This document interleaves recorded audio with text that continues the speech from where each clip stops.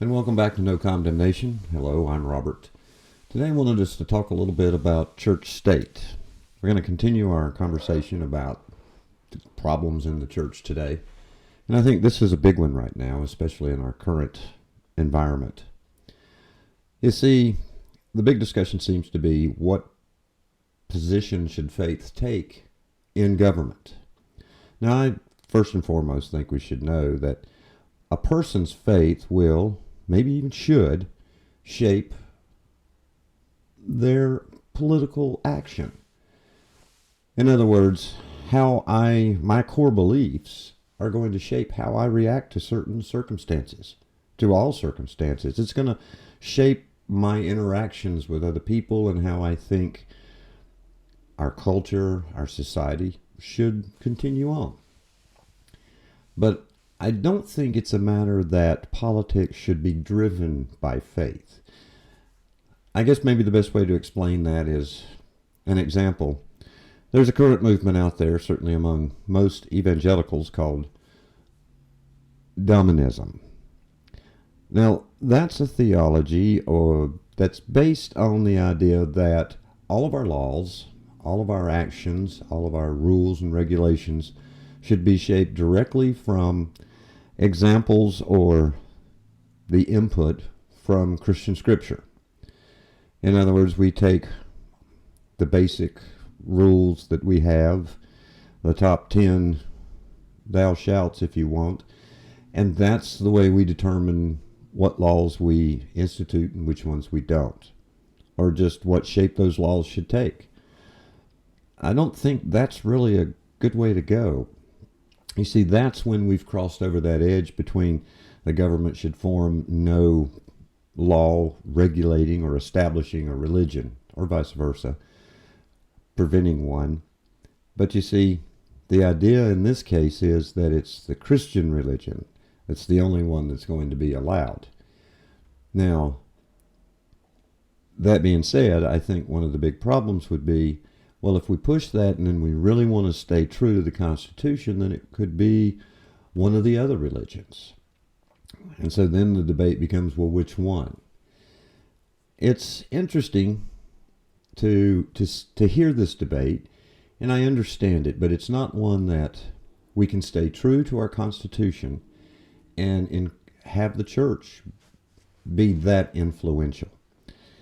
I think the other problem is if the church has that much influence or power within the culture, within society, it's going to result in some really bad stuff. A good example of that could be if you look at history and you look at the results of the fall of the Roman Empire, when all the other institutions, government and education and so forth were gone, the only thing left was the church, and the church became that governing factor. And there was a lot of not good stuff that took place as a result of that. So I don't think that's the direction we should be going. You see, the church should not be the state. I think that a good example of that would be when Christ was here and he claimed that he was the Messiah. He never said, so that means you need to elect me to the top political position. Even though a lot of people believed that that's what the Messiah would do, would come in, he would throw out that occupying army, they would establish their nation again, and they would then live in peace and harmony. But that's not what the Messiah was about. And so for us to say that the church should be that invested in politics is a bad thing. It takes us completely away from the mission, the call, if you will, of the church. You see, the church is supposed to be directed at us individually.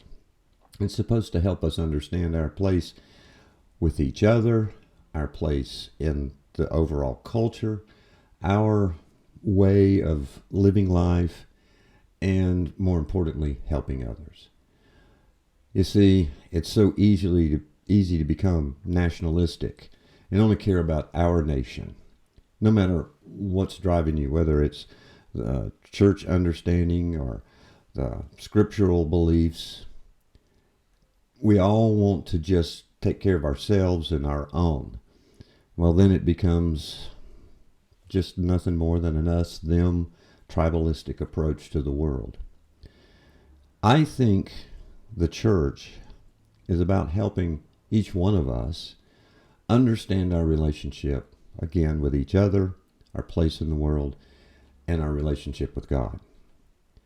I believe that faith is one that drives us with core beliefs, but most importantly should be beliefs that aren't just about ourselves.